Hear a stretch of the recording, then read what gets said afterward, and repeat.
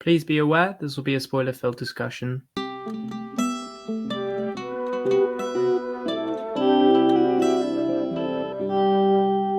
Hello and welcome to the Minority Arts Appreciation Society, where we're ticking all the boxes and providing minority opinion in popular internet discourse.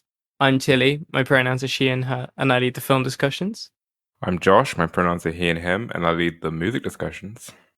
And welcome Josh, welcome everyone to the first part of our, just like nothing crazy, but our little Halloween segment that we're doing because it's Yeah, October. We want to keep it on theme. We want to keep it spooky on theme. time. It's spooky time. It's spooky time. It's nice to just make an effort. So that's what we're doing. We've picked a new spooky film. And I believe I'll let you talk about the horror. Well, the album we're discussing for spooky time. At Yeah, your leisure. yeah. So I guess like for Halloween season, covering Candyman 2021, alongside a clipping, there existed an addiction to blood. Uh, uh, Some might say the predecessor to Visions of Bodies Being Burned. some might say that Visions of Bodies Being Burnt is a B-side album to There Existed an Addiction to Blood. But yeah, Ooh. the closest thing to like a slasher album I could think of that wasn't just the Misfits. So Yeah, no, absolutely. I feel like in maybe 10, 20 years, the clipping will be what the Misfits are now, what Misfits are now, which is like the default horror punk thing. Clipping of punk as fuck. I love clipping. Anyway, so yeah, like Josh said, we're going to be talking about the yeah. new Candyman film All today. black horror this year, amazingly. Yeah. Oh Oops. my Oops, god. all black horror. Yeah. Yeah. Yeah. Wow, that's crazy. I didn't even realize that. Minority horror. Yeah, minority horror. Woo.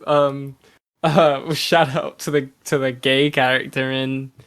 Oh, Okay. whatever. We could do gay horror Um, next year. That'll be good. yeah. Oh, yeah. That would be great. That would be great. So yeah, we're talking about Candyman. I haven't seen the original. We're not doing Mm, like a comparison discussion like I think we've done a couple of times on the podcast. We're mm, just talking about Candyman. Have you yeah. seen the original, Josh? No, I haven't seen the original. I think I didn't really want to know anything about the original going into this. Uh Yeah. Yeah. but yeah, I don't want to get any like weird preconceptions. I do watching this, I did get the vibe of like, the legacy reboot thing where there are Yeah. characters from the original, like the new Halloween films, where it's like, Mm, hey, we are going to reference the first Halloween, but you're okay if you haven't seen them. It's still a good time. So I yeah. definitely got the vibe from this. I felt like there was enough context clues for me to figure out, what was going on. Like I know the mum was one of the original characters, Yeah. Yeah. That stuff like makes that. sense. Yeah. Which And I'm is pretty sure the Candyman, the final spoilers, by the way, the final shot of Candyman. I'm pretty sure that's the. He looks a lot like the original guy, but I yeah. didn't. I didn't totally Yeah. know. Yeah. I'm completely the same. I didn't want to watch the original because Mm. although I've heard mixed things about this film, I did want to come into it like just neutral because it Yeah. was a film I was personally just like looking forward to seeing this year. Like it looked Mm. like it had potential. Yeah. So yeah, if you don't know, Candyman's like the original film is like a sort of touchstone of like black slasher and horror cinema. With like themes that are directly referencing like subject matter like ghetto and gentrification as well. So with 2021, um, it's kind of I don't know. I think coming into this, the biggest question in my mind was how it was gonna um deal with like the fact that the original is a very political film, Mm. especially with Jordan Peele having Yeah. a main writing credit on this film, Yeah. and just kind of I wanted to see what Candyman as well, because obviously the original is sort of existing as a countercurrent to mainstream white horror, Mm. um, whereas nowadays, obviously, that this is not to say that like we exist in some sort of minority horror utopia, but there is, it's less of a thing like Us can happen. Basically, a Mm. film like Us can come out, Yeah. and like there can be a black cast, and it's just a black cast kind of thing. So I was really curious to see how it handled that. Yeah. Uh, and yeah, that's kind of the main thing I was going into it. But also I was just like looking forward to it because it looks like a very like stylish and like well made. It just looked like a well made film. But how are you going into this, Josh?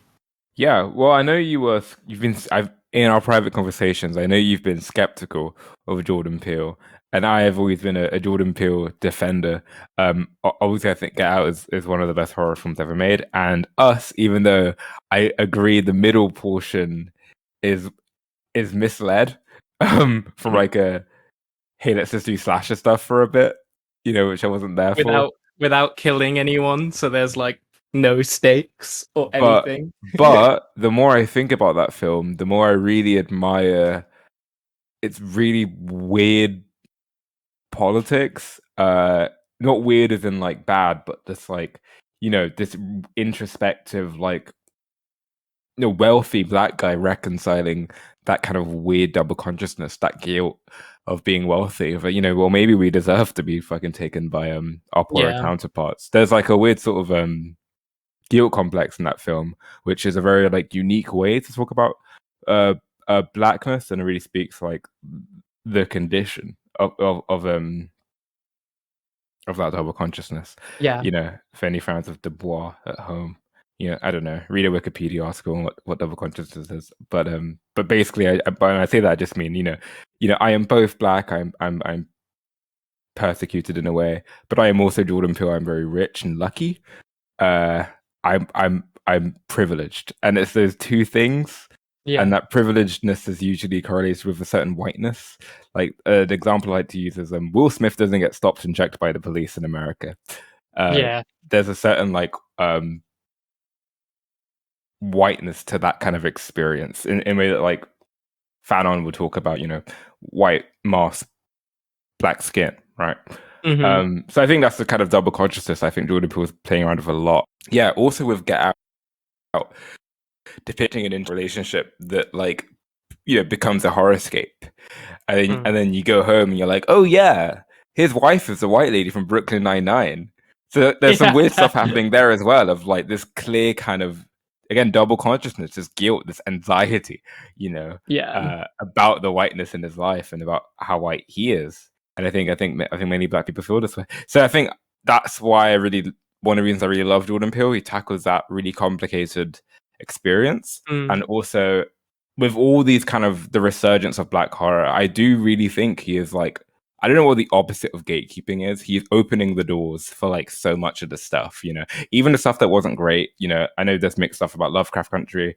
I'm personally a bit mixed from this film, but I feel like he's just hustling to produce as much like black horror as possible, mm. and I'm really Yeah, happy yeah, about yeah. that. Yeah. No, no, definitely with Jordan Peele. Like two things from what you said. Um, is yeah. Firstly, I'm very glad he's around. Like he's one of those. He's a person who's like writing. I kind of have an issue with, but I'm very like glad he's here because it's issues I have with writing where I'm just very arbitrary or not known. Arbitrary isn't the word, but it's very like I have an underlying respect for what you're doing. I just don't. I'm not a huge fan of the execution. That's all. Like, I just don't. I think all that stuff with us is really there, and I think all that stuff that you brought up about like, yeah, sort of feeling like you've almost transcended, not not completely, but to some extent your oppression is Mm, something that I find really interesting and something that in the queer community we're also constantly talking about. mm, I think it's less of a thing, and I think it's something we should talk less about. Like it's uh, I don't know, it's much less of a issue in my mind when it comes to the queer community. But I think those kind of conversations are still important and really interesting. And so well, well, it's obviously, just he very genuinely tackles the kind of yeah, cross section between class and race, yeah, um, which I think where kind of liberalism fails. When I say liberalism, I mean Democrat liberalism is just yeah, refusing to believe that those things cross over, believing that like if we have more wealthy black people, then boom, we did it. We fixed racism, Yeah, right? no, Uh, exactly. and so having a genuine conversation about relationship between class and race, which Jordan Peele engages with, is really important to me. And I think he also, as well as a broader political conversation that he makes it about, I think it's the personal side of it is really interesting in his Mm, films as well. What that kind of personally does for you as a mm, person. Like there's some really good stuff in the first part of Us when they're hanging out with the white family that they're sort of on holiday with. mm, Um like I just think, yeah, there is some really rich stuff there. And obviously that's what Candyman 2021 is kind of starting to talk about, because with the artist, it's getting into it with conversations with the mm. artist and gentrification specifically. Yeah. And I think that's honestly what I want to spend like quite a long part of our discussion about is how is Mm, how that is how we feel about how the film like handles that, what it actually says. yeah. Because personally, in terms of my actual response to just like the film and my enjoyment of it, Mm, which like is interesting given like some of the messaging of this film. mm, It's the classic boring thing. I think it was good. I just think it was like a decent time. Like I yeah. didn't hate what I saw. Mm, I was never like annoyed or anything like that. yeah. I thought lots of it was very pretty. I thought there were some great Mm, directing choices, but I was never like like really into it. I was very aware of my own self the whole time, if that makes sense. mm. I never like lost myself in the film I is how I do would put it. I do know what you mean. It for me, like I too enjoyed the film. I think it's a good film. I think there Yeah. are issues. I think the main issue I have of this is totally it's really fucking wild. Like Yeah, I it's completely shot, agree. it's amazingly shot. You know, and the kind of thematic ambitions of it really feel like it's going for like prestige horror. You know, Mm. stuff. But I don't like the performances and the characters feel like a fun schlocky horror film. It reminded me a lot of the Jake Gyllenhaal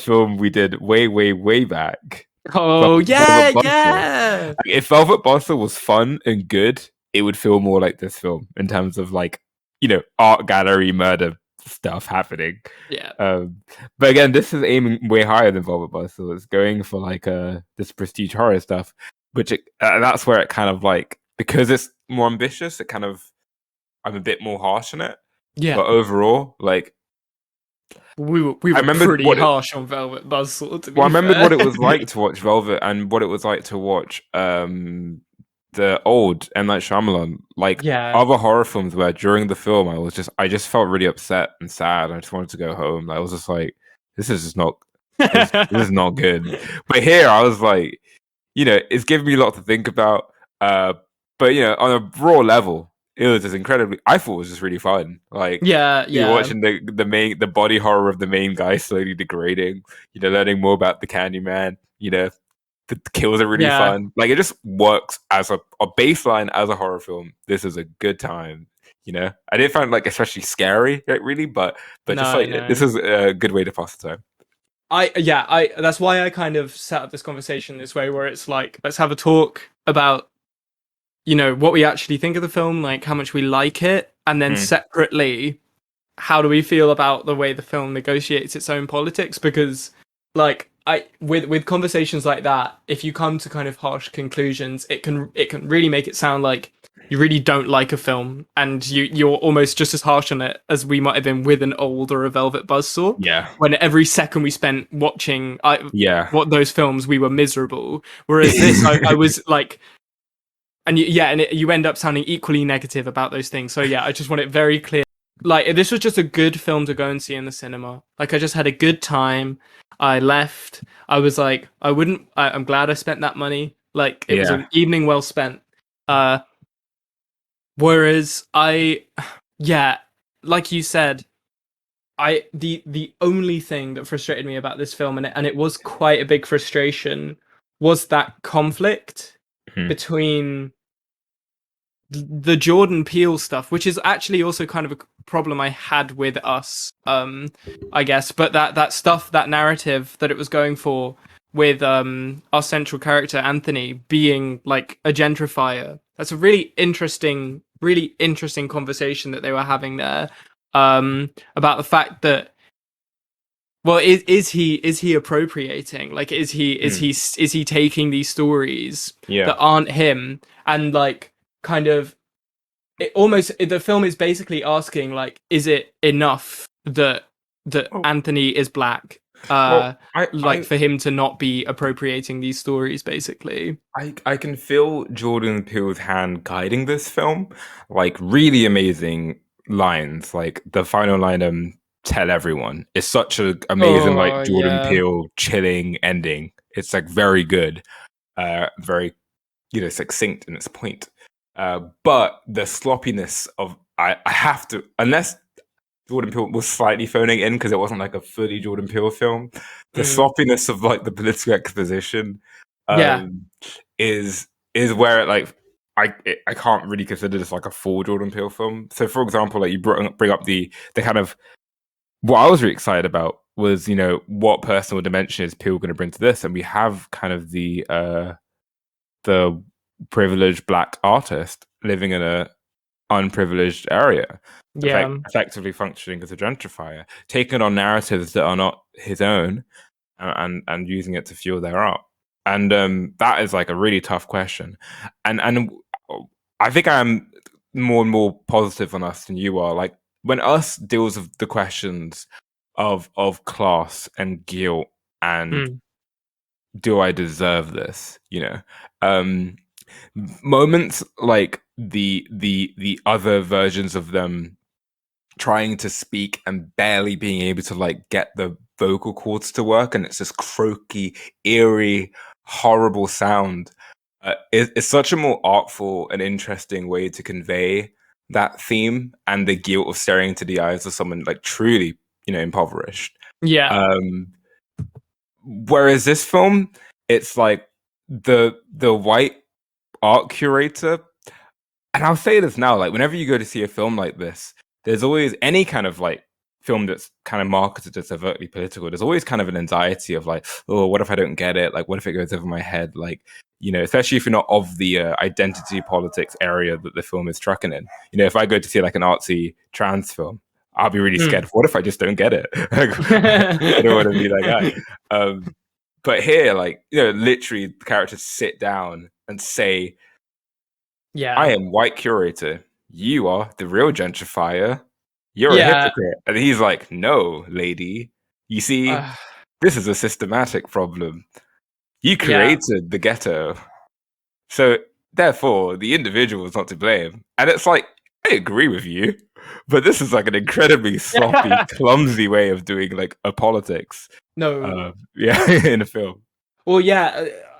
I think you've hit the nail on the head, and it's just that the film doesn't use its horror elements to Mm, to like its political narrative at mm, all. And I think, like, I really, the main feeling I came away from with this film is like dissonance because of that. Like, I like politically, I think that like Candyman as like a character and what he like means in the mm, film's language is a really like strong idea of like all of this just like pain and anguish like mm, embodied throughout time. I think that's a great idea. mm, But there's not that extra level of like creativity of like putting him in situations where it means something. Like that critic that says, because it's the critic that says like, oh yeah, well you're talking about all of this oppression and you're a gentrifier. She just kind of like dies, and it's kind of it, and it's shot really well. Like, it's my favorite shot in the film when it really good zooms shot. out. Yeah. um This I, I, director's doing the next Captain Marvel? oh my god. Yeah. Oh, I Marvel, think. man. As soon as the director does Oh anything, they scoop yeah, up all the yeah, indie like, oh directors. yeah, no, Got I him. I got him. Oh, that's another one. That's another one. Taika Yeah, man. Waititi, forget your project. You're making another Thor movie. Fuck yeah, I'm kind dude. of excited. Um, Yeah, go um, on. but yeah, so that's what I mean. It's just there's no meaning in the film's Mm, actual story. Like, all of the film's political messaging is given to you in exposition, like you say. Yeah. There's nothing actually going on within the minute to minute events of the script Mm. that kind of delivers the film's messaging to you. And so it means that when you get that when I got to the climax, I was like, what are you doing? I Like, think what? I think I do disagree a bit that the minute to minute doesn't uh deal with the themes. So like overall the conclusions this film comes to aren't personally challenging enough for me. And I was really thinking about Sorry to Bother You a lot during this film because I think they're dealing with very Yeah, similar themes in terms of they're both to an extent about how much can black artists rising up, and it's less explicit in Sorry to Bother You, but how much can a successful black person rising up change the system?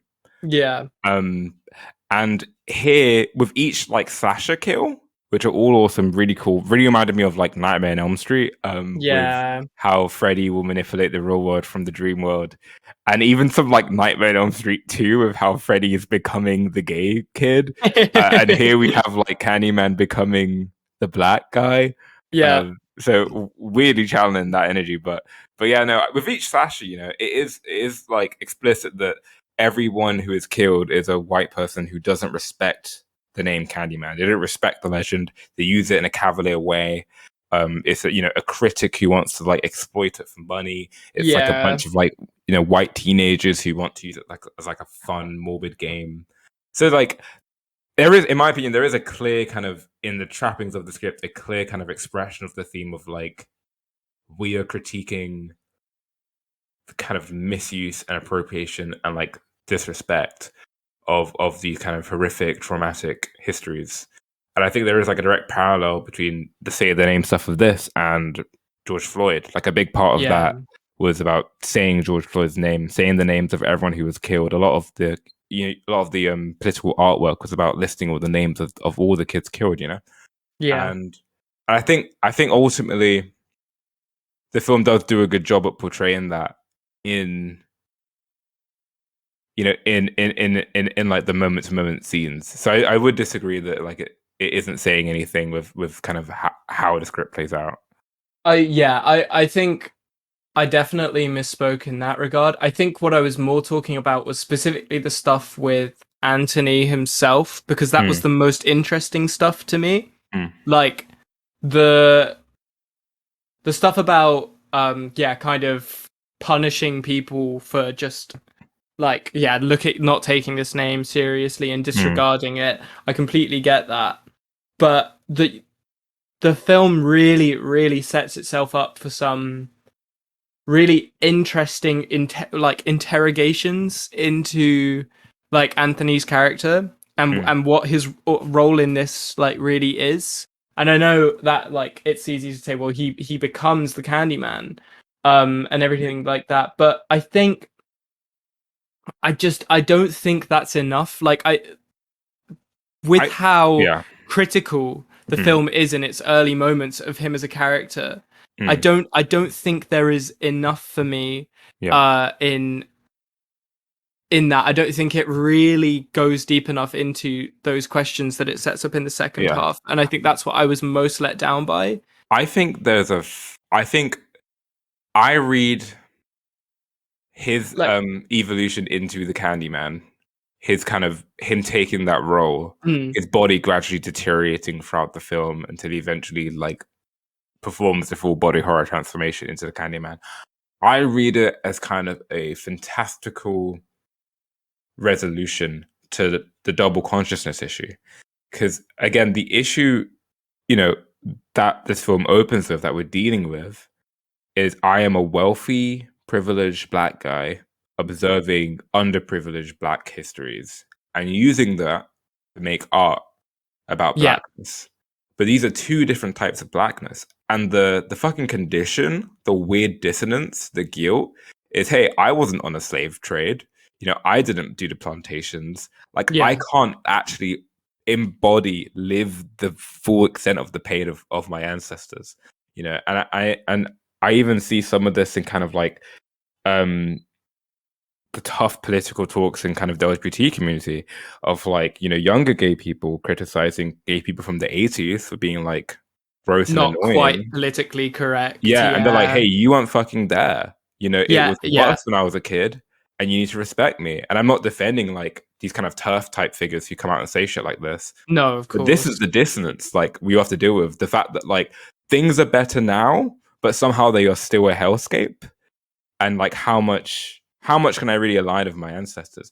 But the solution this film comes with Mm, is he literally is conjoined with the pain of his ancestors. He literally is a new incarnation of the Candyman and all of the black men who, and I assume women and other who yeah, that's embody the interesting. Candyman like avatars in the Last Airbender. There's all Yeah, these very much. reincarnations of that trauma, and this is like a fantasy to me of what if I could, in a perfect and authentic way, have perfect knowledge and kind of like a synchronicity with Yeah. the pain of the people from my past.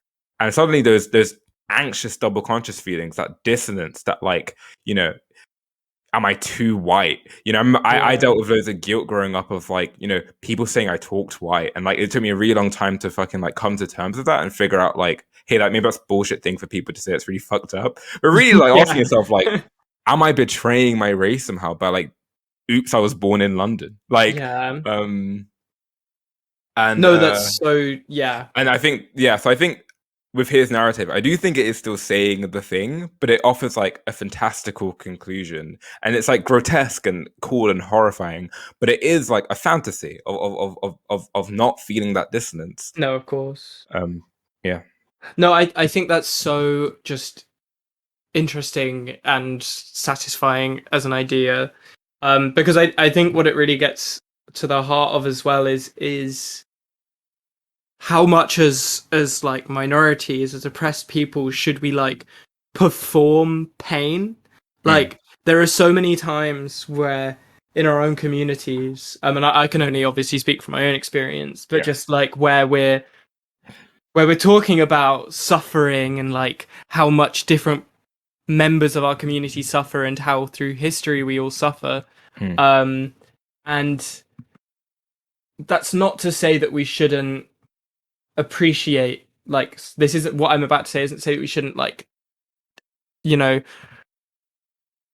uh not value we shouldn't appreciate and respect the levels of pain that certain people go through, but at what point do we go from respecting difference and like the way different people have experienced their lives, and at what point are we just basically like flagellating ourselves and like basing our entire selves and the way we operate as a community around like our own yeah. suffering, and what does doing that mean, like Yeah. what does that say, what does that do when we structure how we all see each other through this lens of, well, how much have we suffered? And I think like the answer that I would come to, and I think the answer that you're sort of discussing with this film is that doesn't serve us ultimately. Mm, Is like we can like discuss the idea of, yeah, people who are liberated from pain, quote unquote, all day, but ultimately like it's just useless, and mm, more importantly than it being like a like a utility thing, it's just alienating. Like it's just this really yeah. like quite spiteful thing ultimately. This I think I don't really trust like my own community, like people. I don't trust people enough to not fetishize that pain, for Mm, it not to become a commodity that we like attach to people. yeah. um and so yeah. It's a hard thing to come to a conclusion on.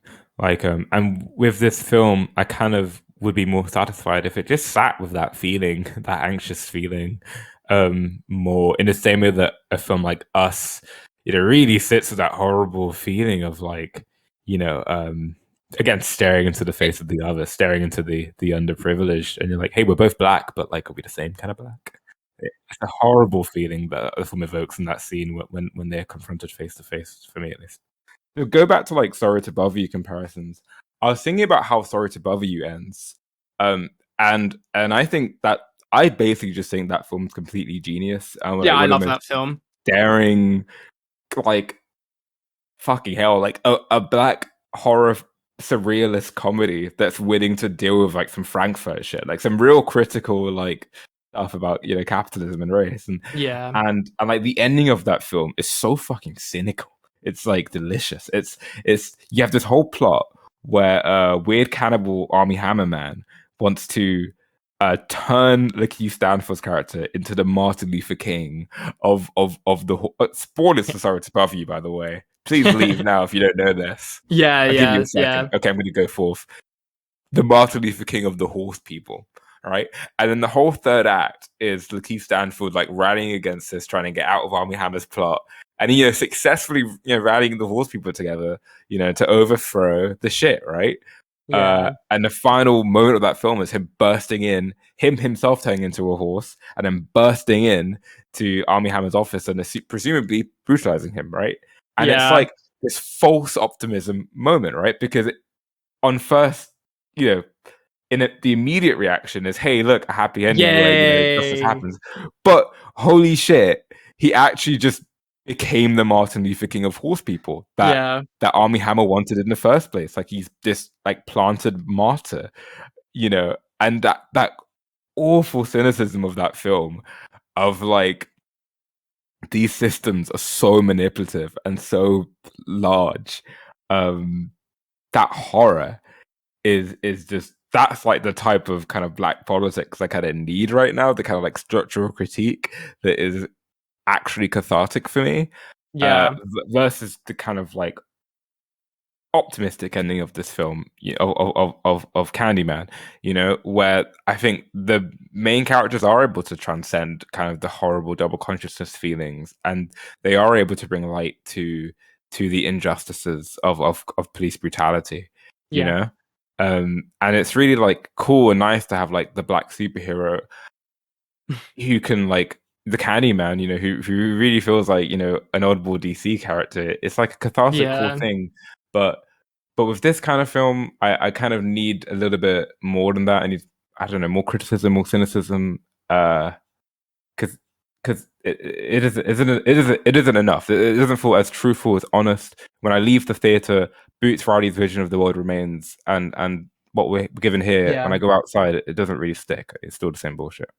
I I completely get you. I think I agree with the it doesn't let you sit in it long enough, mainly because I think uh Tony's character changes too quickly.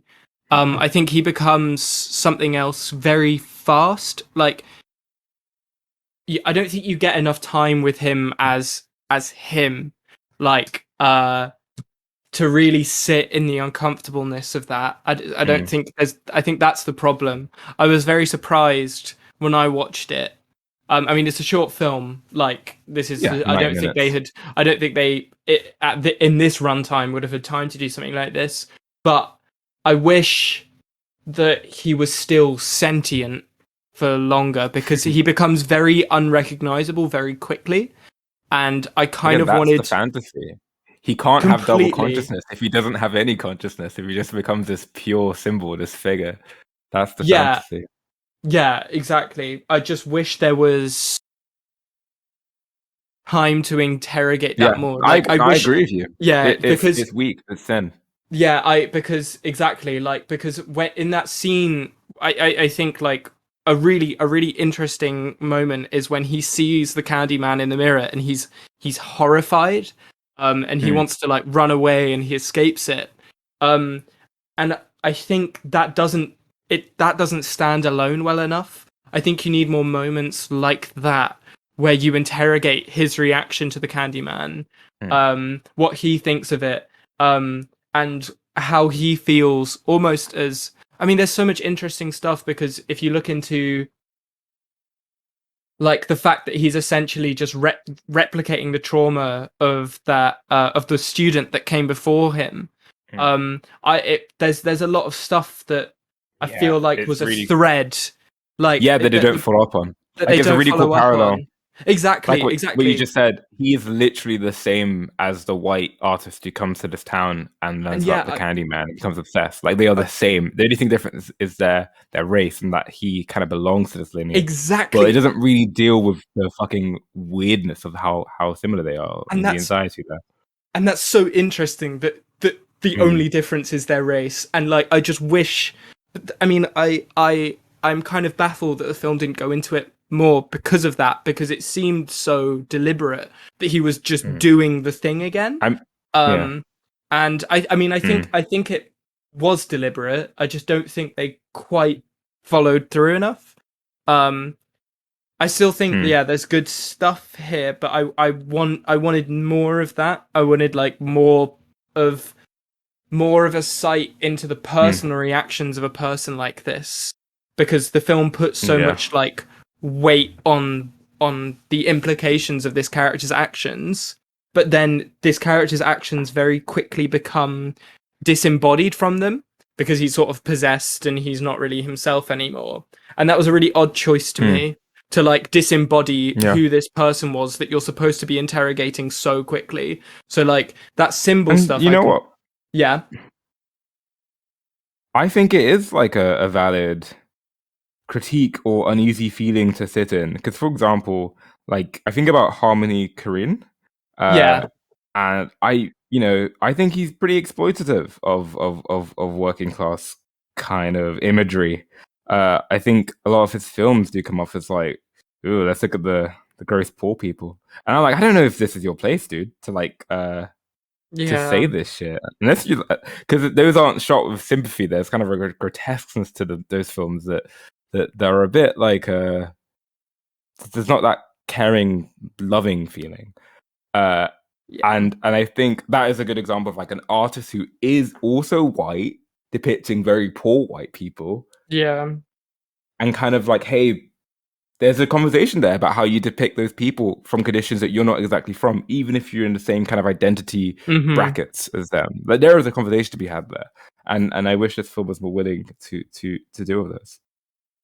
Yeah, yeah, exactly. Because it was so interesting. Mm. Despite the fact, like, I don't know, I was interested until the critic said the thing, and I was like, oh, so the critic is saying the thing. Okay, Yeah, fine. two questions I had for you mm, in my The first question is the brother a good gay character? I'm genuinely yeah, asking. I was I do just not about to know. talk The about actor this. is British, by the way, so that is an affected like American accent. Um, Um, yeah, I just don't know anymore. Like when I watch films, this is like is this good so representation? I know, and I was wondering that myself while I was watching it, and I have come to a conclusion, um, and this could spiral us off. So I'm going to try and keep it brief enough. I'm very conflicted about how I feel about like I don't know if this man is straight, and that's not the point. Like it's not a good place to start a conversation because I think it does kind of come down to performance ultimately, and I don't I'm gonna be. I don't think so. I don't think this is good. It made me uncomfortable, and I think that was kind of enough. No, actually, because then there's a John Waters part of my brain that goes, "Why are you uncomfortable? Like, should we really care that much? Like a kind of very just sort of like postmodern thing of just like let things be what they are, and like there's no like one way to do something."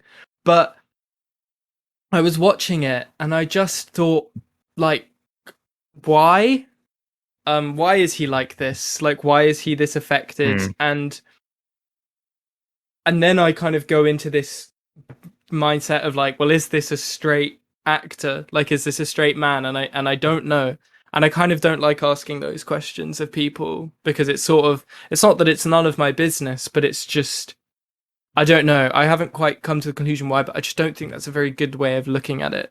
Yeah. Um, I'm gonna like go in good faith with Nathan Stewart Jarrett's sexuality. Like I don't yeah. know, but I'm not gonna accuse him of any what sexuality. I guess for me, it was just I didn't even too mind much mind the campiness of the character. Like I thought he was fun and funny. I think it was just the kind of putting the most visibly kind of quirky gay people as like advice roles. Like really, like this is the person who's gonna like be a support system for the main subjects of the film, versus like giving him his own little plot line or stuff to do, or so in the same way that it's the gay best friend, it's the black best friend, it's that Yeah. put the No, minority as the best friend. Spider-Man's got a exactly. Latino best friend, No, yeah. yeah, it was the scene. That was the scene that made me the most uncomfortable. Like that. Well, that was the scene where I started to feel uncomfortable, Mm, specifically for that reason, because it it was a scene, yeah, that made me question. Well, how is he being used? Like, is this what we're gonna get? And then you go, mhm, yeah, like why? Why is this character? Why is this person in this role in this scene? Like what is that actually doing? um and I just don't like that. Like I just don't like that way yeah. of looking at people. um yeah, it was really odd because because I mean, to use this word again for the second time, it makes me feel kind of commodified. Like I don't know, like I'm kind of just plucked in there. Yeah, I need them to have like internality and stuff going on. Yeah, and Uh, and especially yeah, because like when you're representing like very like very stereotypical, because obviously there are just gay men who are very camp, and that's absolutely fine. But yeah, when you're representing very camp gay men, yeah. you kind of you need to give them. You can't just do that. This is bold, and I'm fine. If anyone wants to comment and say I'm completely wrong on this, that's fine. I think about the harder thing to pull off, right? Is a straight white dude directing a straight white dude playing a gay dude, and we saw this very thing happen in Boogie Nights again with Philip Seymour Hoffman. But I think why that works for me slightly more is that you have that beautiful scene of him in the car, kind Yeah, of like bashing into the wheel and like having internal conflict and emotions that don't merely serve the main character's kind of guidance through the plot, but like is kind of broadening the emotional scope of the project. So like I yeah, prefer when minority characters are written in like kind of with dimension, basically, and which is yeah, kind and of obvious to say, but yeah. no, completely. But and even further, it validates the all the other stuff with his character. Those moments where he clearly fancied Mark Wahlberg are no longer just like sort of fun moments of like, oh, look at the gay guy, he fancies a straight guy. They're now part of this broader emotional arc. They Yeah, validate those things. it's the part of the broader theme of the film, which plays with the horrors of not being able to control how people see you, Yeah, and the and he's a part of that tableau. He's not just like some gay dude who yeah, hangs about. exactly. Whereas, yeah, in this, he's just some gay dude, and it's like, okay, he just kind of comes along, he does the gay thing, and that's it. Yeah, And yeah, I don't like it. I don't like it. there you Um, go. That's the Candyman. We did it. so It yeah, was I think good. yeah. After complaining for 30 minutes. Yeah. Yeah, we liked it quite a bit. Well, not quite a bit. That's quite strong. Yeah, Yeah, I'm happy with good. I'm happy with good. That's the word Yeah, I'm I'm at with happy this. with good. Would you Yeah, I recommend? would recommend this. Week Yeah, recommends good. yeah, exactly. Week recommend from me too. What are we talking about? Oh, next week we're talking about clipping, like we said earlier. Yeah. Yeah, thank you very much for listening. We will see you next week for our clipping review. Goodbye. Goodbye.